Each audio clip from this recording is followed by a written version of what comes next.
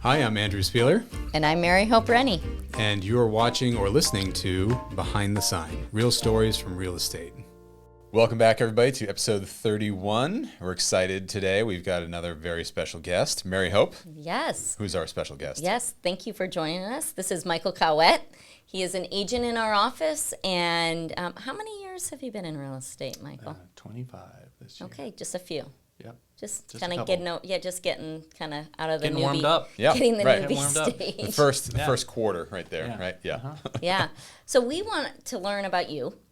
And on this podcast, we really have talked to a lot of agents, a lot of our partners about why they got into real estate and what it's done for them and why they've stayed in it, especially somebody who has been in it more than 5 years, right? Because you've seen a few movements of the market as well. Couple changes. Yeah. Yeah, actually, which is interesting because last week we talked about, the shift that's occurring. Yeah. And when we brought up the fact that a lot of agents we've had on recently have been 5 years or under in the business. So actually having somebody who's been through a turn or two is... I think anybody who's been in it less than like 12 years have really not seen, hasn't, right?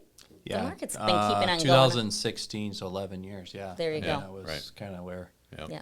Yeah. Us oldies. Now, I mean, it's funny, you sell somebody a short sale now, and they think it's something on a 3-day closing or something cash. Right. So, Yeah. That's not a short sale. Yeah. That was the market for a little while. I mean, that's like the majority of our transactions. Yeah. right. That's right. That's right. So why go back 25 years? Why did you get into real estate, or what got you into real estate? The reason I got into real estate was because I didn't want to be a bartender dad.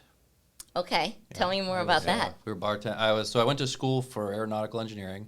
I got my certificate. Oh, so you're pretty smart. No. I think you might be. He went to school I went for to it. school. I didn't do it. So aeronautical engineering, got my certificates. I have my licenses to work on aircraft. Okay, so you are smart. Okay, go ahead. That's good. Work on them. Work on them. Not fly them. Not fly them. Actually, I will say the more you know, the less you want to fly. So, Great. Thanks, Michael. Yeah, no problem. As we go on our next flight. So, at the time I was getting out of school, my wife and I were getting married. We were engaged to get married, and I graduated, and we flew to the West Coast for some jobs, and then it kind of turned out that there were no jobs here that paid anything worthwhile. They could, sustain anything. So I was making about twice as much bartending, so I stayed doing that. Mm-hmm. That's good. That's good knowledge to know that you have the bartending skills. We might pull happy those to- out. That's right. Favorite cocktail made while bartending?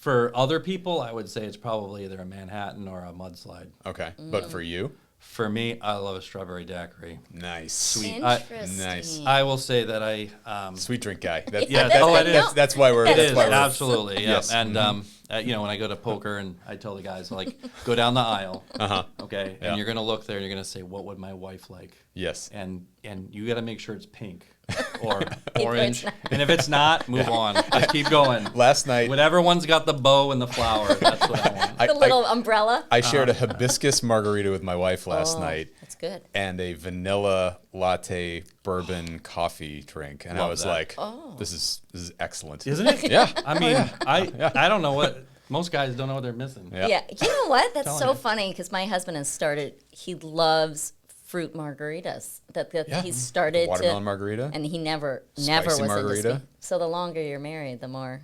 I don't know. Oh, Well, my wife doesn't even drink. there you go. I mean, I don't really. So you have to Yeah, drink. right. Yeah. Yeah. Okay, so you made decent money being a bartender rather Yeah, than so, an aeronautical engineer.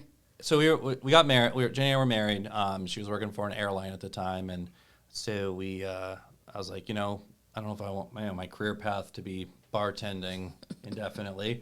Not a bad option, honestly. Yeah. I was, like I said, I was doing okay. So I ended up saying, well, real estate always interested me. Backing it up, before I went to college, I had saved a few dollars, and it was like, okay, do I buy a multifamily and start this, or do I, go to college? And I'm like, I can always, if I didn't go to college, I wasn't going to go. So, Yeah. so I went to college, and then when I got out, still bartending, like, you know what, maybe this real estate thing could work. So I was 21, 22 So Okay. 2022 when you got licensed. Licensed, I was 22, took the test, 23. When you got. I think 23, yep. I was Wow. 23, 25, yeah. So Yeah. 23 when I got licensed.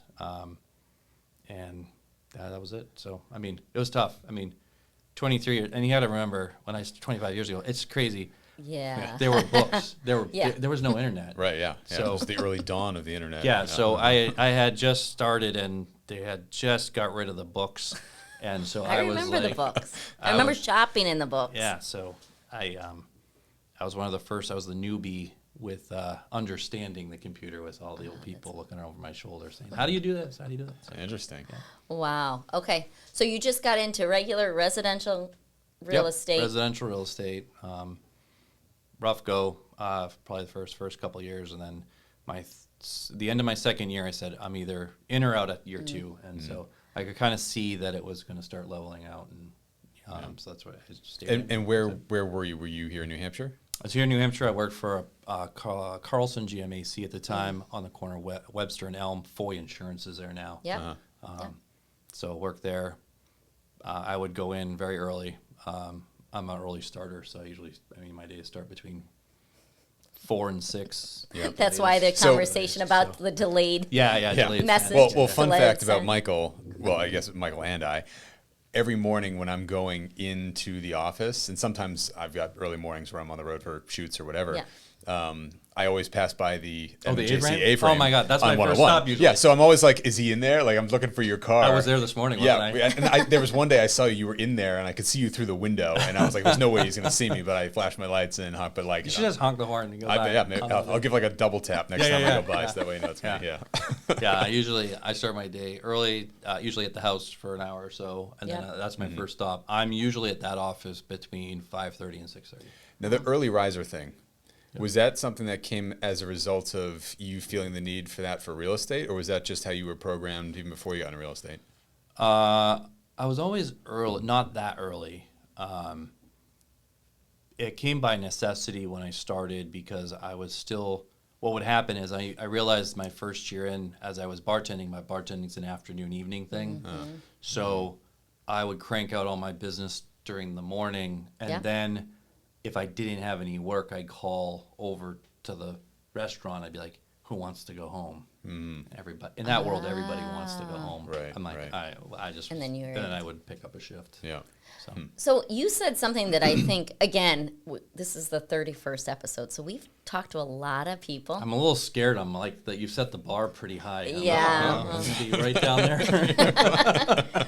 But stories tell truths, right? If you listen to enough, if you look at enough and watch and observe enough agents and their stories, you're going to find something very clear. You said that at 2 years, you've been going, it was going rough, and by 2 years, you were like, I'm going to either make it or break it. Yeah. That data holds true. 80% of agents or 75% of agents are not in the industry in 2 years. Yeah. What made you decide? Because there's a lot of agents right now that are at that 1.5 to 2 years. They've done a few deals. It's not clicking. It's you can't pay the bills yet. What made you decide, especially with being married already, like you felt a little Yeah. bit of a responsibility? What made you continue? My pipeline and the pendings. Got Yeah, it. being So you honest, had some like- pendings by then. Yeah, I had a couple things pending, and I could see in my pipeline that there was going to be some activity. If I didn't have those, I would have been out. Yeah. And what was it that started generating that pipeline for you at that point? Just grind every day, showing up. I worked that back then. You know, the up desk here back then it was a lead source, not Yeah. like here. You know, Right. you're a lead. Yeah. You know, you're listing your lead here, but back then it was if a call came in, it was open for anybody. Yeah. So I would work that desk every day. You know, Bill Weidecker can attest to seeing me in that parking lot every day because he lives in the North End and he'd drive to Bedford. So, so yeah, it was being there every day, showing up. And I'd ask people to go home. Like I would literally work that. I'd try to get the first shift of the day because they'd only give out so many. And then I'd call the next person and say, "Hey, do you want to stay home?" And so That was it. So You just played off of people's Take people's laziness. shifts. Yeah. Totally. Yeah. Why not? totally. I mean, it worked out, right? Yeah. But that was it. Yeah. Just say, do you want to go home? Or the funny thing is, you get a couple of them where I knew back then broker open houses were big. Yeah. Lunches. They're So starting I to There's knew, one come happening back. today. I knew that if Yeah. there was either the back room or shrimp cocktail for this one guy, like I knew he would go to this. So I would see what he would be at, and I'd be like, hey, his name was Dick. I'd be like, hey, Dick, you want to stay home? There's shrimp cocktail over at this one. He'd be like, oh, yeah, you can have my shift. Oh yeah. Take it. Yeah. That's great. So most of your business came from leads in the office, cold leads, more All of cold a- leads. Uptime. Yeah, That's but how I built not your everything. sphere of influence. Now, I found it hard, I thought I would have some leads from the bar, thought I would have some leads from family, but I didn't grow up in Manchester. So Okay, I didn't yeah. have, I grew up western part of the state, so I didn't have a whole lot of family locally. I can tell you that most people don't want to entrust their most valuable asset to their bartender. Right. I kind of makes sense a little bit. Sure. So that was a hard, that burned. I didn't get any business from that. That's interesting. And I was also I was 22, 23 Well, that's years what I old, was so- wondering too. I mean, I remember going to my first listing appointment. Now, I had done every research possible on You this knew, place. yeah. I knew what they paid. I knew what their mortgage was. I knew all their neighbors paid. I knew what their neighbors' mortgages were. I mean, overly Yeah, researched. yeah, Okay. yeah. And so I, suit tie. I wore a suit and tie every day. That was the other thing. Like suit tie every day. Yeah. Collared shirt, dress shoes every day, 5 to 6 days a week. Yeah. And so I get up there, knock on the door. Woman opens the door, and she looks at me and says, "Hi, Michael Caouette, Carlson GMAC. I'm here. I had a listing appointment today. Here to just take a look at the house and see how we can help you." And she looks at me and she goes, "How old are you?" And I mistakenly told her the truth. And then as I You should look said how. behind her, Yeah. her son's laying on the sofa, and he's older than me, probably. So it didn't. She just shut the door. She was not going to work, and shut the door. I never made it over the threshold. And you kept it going. Yeah, Yeah. yeah, yeah. So what was your first break? Like your first sort of client that looked past the age? Was a What's cold funny lead? is it was a client from California. Actually, they're still clients today. You always remember your first client. And ironically, we manage their properties now. We manage their property now. Interesting. So they're from California. And I remember sitting there. This is the most memorable. Yeah. It wasn't my first one, but Yeah, it's my yeah. most memorable. And I remember sitting there, and it was just as buyer agency had started. So this is in 2002, 3? I mean, it was brand new. There was no such thing as buyer Isn't that agency. crazy? So I remember talking with them and meeting with them, and I said, they said, "Well, what's your fee?" And I was like, "It's 3%."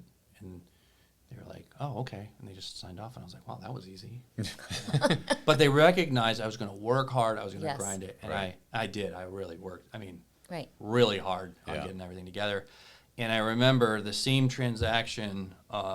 Marcia was there at the office working the desk, and the New Hampshire Real Estate Commission came in to pull the file because the agent that I went to the closing with complained to me that I was doing unethical things because I charged the buyer because they'd never seen it before. Oh my God! Wait, because you charged the buyer. Yeah. So they'd never seen it before. They're like, "You can't do that." I'm like, "I can do that. Yeah. It's a buyer agency." She's like, that's not right. You're supposed to be taking what I'm paying you. You're only paying me 2.5. I'm like, "I'm getting my other 0.5%." So can I say that stuff? Yeah, that's okay. Yeah, So I was okay, getting my. yeah. I was getting 25 years I was ago. getting my Apples. other. You're getting I was getting my a other. I half was of getting an the apple. remainder of my fee. Right. Yeah. So Yes. I was getting the remainder of my fee, and Marcia, she had never. She was auditing stuff, kind of like Karen does. Yeah. Right. So she was auditing, and she goes. So I was there in the. I was there all the time. I was in the office, and I come downstairs, and she's like pulls me aside. She goes, "The real estate commission's here, Ann Flanagan." Yeah. Right. So the real estate commission's here. I'm like, Who's still here? okay. Like, what do I need to know? She's like, "Do you have the file for this client?" I'm like, it's in the drawer. And she's like, "Yeah, but is it okay?" I'm like, "Yeah, it's fine." So she took it out. Everything was fine. Ann asked me a few questions and left. That was it. Yeah. Wow. That's really neat. Easiest audit ever. Yeah. Probably because it was also all paper. There was nothing. There was not much to it. Actually, it's funny. That transaction was 5 carbon copy paper on the hood of a car. Oh wow. Jeez. Carbon paper. 3 pages instead of Were they 6 now. Were they doing that during COVID too? The carbon I paper? didn't do it. No. I thought They were, somebody was telling me about signing on the on the hood of the yeah, car for right. sure. Oh, but yeah. everything was e-signed. Right. Yeah. was Somebody some- was just telling me about using the carbon paper recently, and I was like, really? Like, that's still around? Yeah. I don't. No, Yeah. I don't think so. Oh, okay. I don't know. So you stuck it out, became enough of a realtor that you could make it work and support your family. Yes. Yep. Yep. So doubled income for probably 3 or 4 years in a row. Able to support family. And then we ended up having I started before kids, so it was a little bit, and then you have kids in the mix, and there's turmoil with those changes. My wife had got laid off with September 11th, and she went back to school, through all those transitions, and so. And then it became more economical because of daycare costs.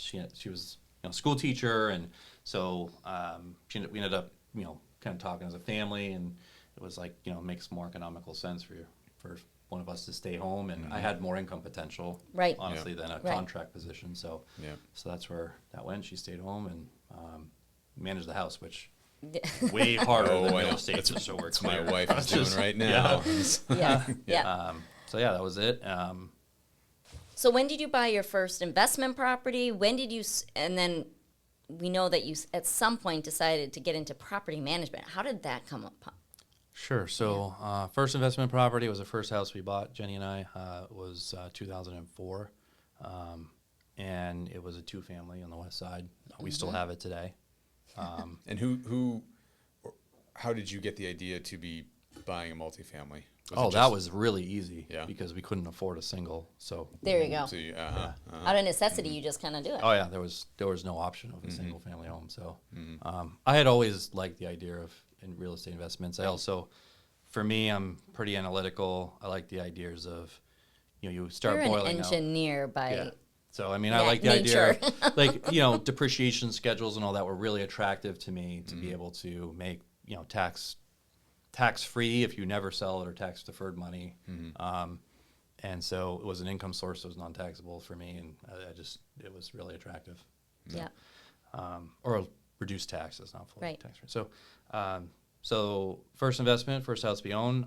I still live in a house that I have a rental in now. It's got a little apartment on it. Apartment brings in almost 80% of our mortgage, so it's kind of hard to say no give to that up. Yeah, right. Yeah. And it's honestly afforded Jenny and I to do what we do. Flexibility Yeah. and freedom. Oh yeah, for sure. And if I remember in 2006-7 range, I think I had gone 9 months without a check, without a closing, because that was that transitional market going through, and so Wow. so there's not. We didn't change. We were definitely conservative, but we didn't change our dinner menu. Right. Because you had we were- investment properties. We were.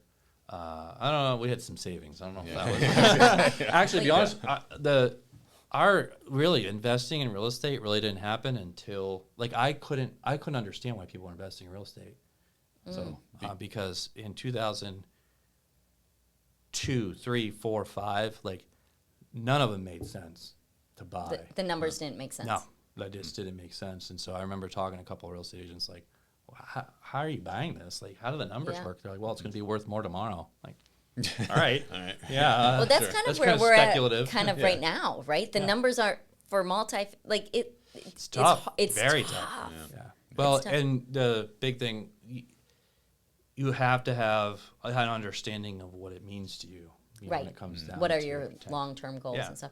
So how did you get into managing properties? By accident, actually. Okay. Yeah. I want to hear. I it. had Those are a the client. best. I had a client refer me somebody that said, "Oh, Michael did a really good job, helping me buy. You should talk to them about," because they were moving to China, and for I think a year we still manage the property for him today.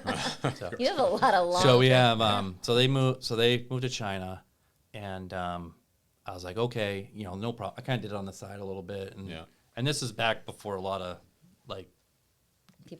people insurance wasn't as big of a thing Got it, and all yeah. that. So today it'd be different, but back then I was like, yep, I'll take care of it. and then they referred me somebody else, and I took that on, and it was like, ooh. And like at about 4 or 5 properties, I was like, I better get this thing legit. Yeah. So registered an LLC, and then I remember the growth pattern. I mean, I did everything on an Excel spreadsheet, real simple. That's all I needed. It was the easiest thing, and so it grew from Excel spreadsheet to a multi-tab Excel spreadsheet to, and then I had to convert. I think it was the hard part was about 15, 20 properties. It couldn't do an Excel spreadsheet anymore. Yeah, right, yeah. So when did you hire? When did you decide to hire your first? Management was my first hire for management company was I did everything. So I was doing real estate, and then I was doing property management. Well, that's and I had all the tools in the back of my car. So well, that's what I had a feeling that's what because that's what so- agents do that. Because nobody can do it as well as us, so we take it on, and then all of a sudden we realize can't do anything well. No, it's broken. I broke it. So Broke it. yeah, it's like got to do the plumbing thing here or this there or that there. I mean, it gives you a lot of experience, but yeah. So so it broke. Had to hire somebody as a handyman, and then somebody helped me with bookkeeping, and that was the beginning of it. And then it just kind of, you grow to a point where you're like, okay, I'm either shutting it down or I'm expanding, and so that's kind of where you get to. It's like, you get to a point where or stop growing. You have to stop growing because it becomes too painful or not profitable. Yes. Yeah. So where are you at with All of both? the above. Yeah, all of the above. Where do you stand now? What kind of property management company? What does that look like right now? So that's there's about 400 properties that they have. We've never advertised ever on that. All word of mouth. We turn away. The association management's been the new thing for that company, so there's a huge need there because I mean, if anybody in this industry knows, that's tough. That's we've not a HOAs. fun one. Yeah, so we've really grown that, and so that'll be the next expansion piece for us, and that is going to be interesting because there's so much need that it's like, no, we can't take it on now. Like we're Heismaning stuff. So, so where are we at now? We have I think it's staff of around 18 there. So, and I don't do day-to-day there, which is great now. Yeah. And think about that. You employ 18 people. I was just thinking of that. Starting from looking back at just getting your license, deciding not to bartend. Yeah. And then here you're able to employ and provide an income for this many people. Yeah, it's pretty, well, I mean, I'd like to say they supply their own income. Sure, They didn't right. show up every day. Right. So, Right. I mean, But you gave them I gave them a opportunity foundation to for work off of. I mean, that's really it, right? Guidance, well, you direction. began this. Yes. Yeah, I mean, Yes. you are the owner of this. Yes. Right? Like I hate can't, the responsibility. I'm not sure what's coming next here, Andrew. but it's a big deal. It's a big deal that I think so many people think real estate, you get your license, you sell homes, and when you stop selling homes, you retire. Yeah, so I didn't look at real estate like that. I'm guessing you didn't. No, I looked. So for me, there was 3 distinct businesses in it. It was residential, resale, commercial resale, all the kind of the same. The resale business, or I would say property consulting business. Yeah. Okay, there's that business. There's real estate investment where I'm gonna, my largest portfolio is real estate. I understand real estate. I don't know why Coca-Cola went up. I don't know why XRP, Bitcoin goes up or down. I have no idea on these things, right? Yeah. I can't, Most and I don't. I have a hard time investing and owning things that I don't understand. Right. Yeah. Okay.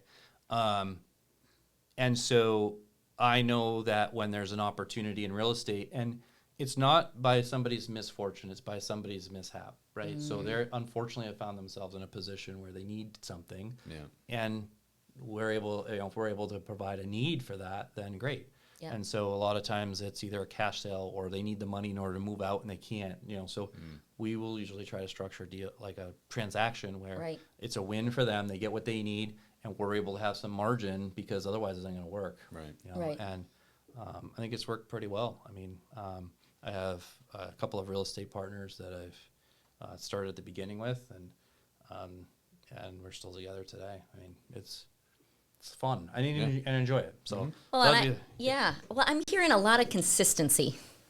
well, you should tell me. No, longevity. Like, even the very fact that you purchased a property, you still have it. Like, you were in it for the long game from the very beginning. I think real estate there's two parts. For me, there's two parts of real estate. There's real estate to own and real estate to flip.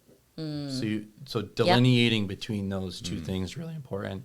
And for me, real estate to own, for me, it's just about a return number. What's my percentage? What's my depreciation schedule? What does it look like? What are my capital improvements that I need? And it's that simple. 5-year lookouts on stuff. And so, I mean, obviously you need the capital to do it as well.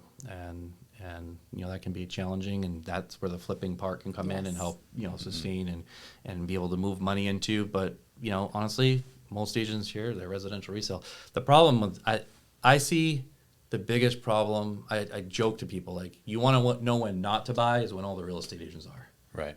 They're flush with cash and prices are great. I mean, it's just, don't go then. When real estate's having a hard time, start Jump in. looking. Yeah. So, I love hearing your story and your experience of 25 years. What would be one of your greatest pieces of advice for somebody thinking about getting into real estate? Or we have a lot of brand new agents right around the age you came in, which is it's a scary time. Like you said, like, people don't take you seriously when you're 21 years old at the beginning. What would one piece of advice be for them? I would say show up. I mean, that's the hardest thing in real estate because nobody's telling you to be there. Nobody's telling you. Yeah. Show up, work hard, and be nice to people. That's pretty simple. Pretty succinct. Well, it's pretty simple. Money shows up. I'm telling you, money will show up. Just and work sticking hard. it out. Like, everything you did, you just stuck it out long enough. Also recognizing whether it's for you or not. Not everybody's built to be a salesperson. Some people are built to be support staff. Some people are built to be different things in real estate. Maybe somebody's meant to be a coordinator or maybe in property management, right? So like, just because you like it doesn't mean maybe that's for you. So, and sometimes that's a hard pill to swallow sometimes. Recognizing that what you want might not be what your natural abilities are. Well, it's I think being open to admitting to yourself that, like, once you get into it and you realize what it actually takes, you're either geared for it or you're not, and being okay with it if, like, maybe you aren't geared for it, but you could be a great admin, or you could be or you or find, like, commercial, partner, right? Yeah. The fact that people come in and find all these different slots that they can sort of peg themselves in within the umbrella of real estate that are so different from one another, and yet they all start from the same sort of inception point, right? Like getting your license and getting your feet wet and figuring out, like, all right, what is all this, right? Yeah. So I used to tell people, like, getting into real estate, I'm going to get my license. Okay, so now you have a license to be dangerous. That's actually really we're good. That's great. You Yeah. have a license to cause a train wreck. Yeah, exactly. That's good for you. Fantastic. Yeah. You're licensed to do that. It's Cause that. chaos. It's like, great. Before you couldn't do that, and now you can. Now you can. That's Yeah. just Couldn't wonderful. get into trouble. That's just great. I think I need that on my wall. Congratulations! Now you can be a train wreck. I mean, that's and it's kind of true. I mean, you look at it, and there's a reason why. Like, I do think the industry is a little bit broken too, because if you look at, like, the training aspect of it, I mean, we're fortunate here. Right. Yeah. There's a reason why 25 years ago, right, when you got licensed, there was a real difference between a salesperson and a broker, right? A big one. And you worked underneath that broker. You didn't get your own listings. They belonged to the house. And so the industry built this salesperson position and the licensing piece around a training aspect, working underneath Mario, right? And understanding and following you around and learning all these things. And that's now broken. I mean, for the most part. I mean, that's fast, especially with, like, online or virtual things, like, right? I mean, you're just missing that. Well, people outsource and just be like, oh, you can get it over here. Well, and we're not going to worry let's about be it. honest. I mean, Google's a dangerous tool. I mean, of course. Do you know how to change out your water heater now? Well, let me check. Yeah. I know how to do it. I'm an expert now. You know how to sell a house? Yep, now I do. I mean, ChatGPT now. I mean, you get you You take care of everything. take care of everything. That's why I have surgery. The Do surgery. electrician friend I know who's phenomenal. His slogan is "Wiring is not a hobby." Like don't try and do it yourself. You know, because it's like you could electrocute yourself, right? So it's like it's the same thing. Well, Yeah, you know, real estate's not a hobby. you know, it's right? probably You're true. right. You probably won't kill yourself with plumbing. Electrical, I can see you getting a little electrical, zippy. yeah, you get a little. but that's actually, real estate is not a hobby. Yeah. It's people love the idea of Mm-hmm. real estate. Well, I will say it's not supposed to be a hobby. There's some people There's- that treat it there's- as a hobby. I Yeah. mean, there's plenty Yeah. of Probably I mean, 50% agents- of agents. Yeah, I mean, you look and Yeah, maybe more. you look and say, how many houses did you sell? And they sold 4 last year. And that's a good. That's a That's a concern. good year. Yeah. when Yeah. they say that that's their full time Yeah, job, right? exactly. Yeah. Exactly. So Well, thank you so much. I know that probably went really fast. I'm and fine. Yeah. Yeah. Oh, good. You're still breathing. Good. Yeah, we didn't kill you. Captain. Yeah. Yeah. I'm good. Well, I appreciate it because I think that really gave me even a bigger aspect of opportunities in real estate. And I think also realizing that so much of this is the long game and you just have to stick it out long enough and do the hard work for long enough. And I think so many people stop Showing up. stop showing up because they're not seeing the results. Yeah. And it's usually right over that hill Yeah. of Yeah. quitting. The hardest investment to make is an investment in yourself, and that's what I think bottoms everybody out. You know, it's tough. So. Yeah. And believing in yourself. Yeah. Right? Well, thank Thanks. you for coming on, Michael. Thanks. And Thanks thanks for to having everybody watching out there or listening on Spotify or YouTube. If you're watching on YouTube, if you can give us a like, a comment, a subscribe to the channel, that goes a long way for us. If you're listening on Spotify, same thing. A like would be great. And we'll see you next week. See you later. Thanks for joining us for another episode of Behind the Sign, Real Stories from Real Estate. We hope you enjoyed today's conversation and gained a little insight into the world behind those for sale signs. Today's episode was brought to you by Keller Williams Realty Metropolitan, proudly serving New Hampshire, Vermont, Maine, and Massachusetts. A special thank you to our agents, leadership, and partners at KW Metro for their continued support. And thanks to you, our amazing listeners and viewers. Be sure to like, share, and subscribe so you never miss an episode. Leave us a review or comment. We love hearing your feedback, and it helps more people discover the show. And if you have a real estate story you'd like to share or a question you want answered on a future episode, reach out to us at metro.kw.com or find us on Instagram, handle at KWMetroNH. Until next time, we'll see you Behind the Sign.